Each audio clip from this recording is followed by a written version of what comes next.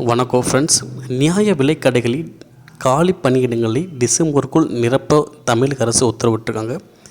அதுவும் நியாய விலைக்கடைகளில் உள்ள விற்பனையாளர் கட்டுனர் காலி பணிகளை கணக்கிட்டு அறிவிக்க வேண்டும். இந்த பணியை கூட்டுறவு சங்கங்களின் அலுவலர்கள் மேற்கொள்ள வேண்டும்.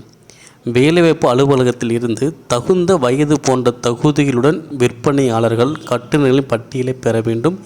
இந்த பணிகளை அக்டோபர் 7ஆம் தேதிக்குள் முடிக்க வேண்டும். அதன் பிறகு காலி பணிகளுக்கான தேர்வு குறித்த அறிவிப்பை செய்தித்தாள்கள் வெளியிட வேண்டும்.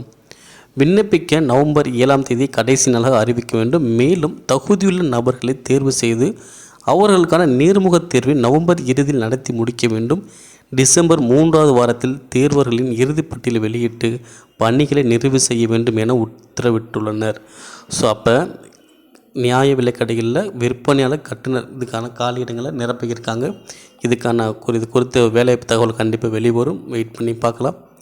மேலும் இது போன்ற தகவலை தொடர்ந்து பெற நம்முடைய சேனல் சப்ஸ்கிரைப் பண்ணுங்கள், ஷேர் பண்ணுங்கள். நன்றி.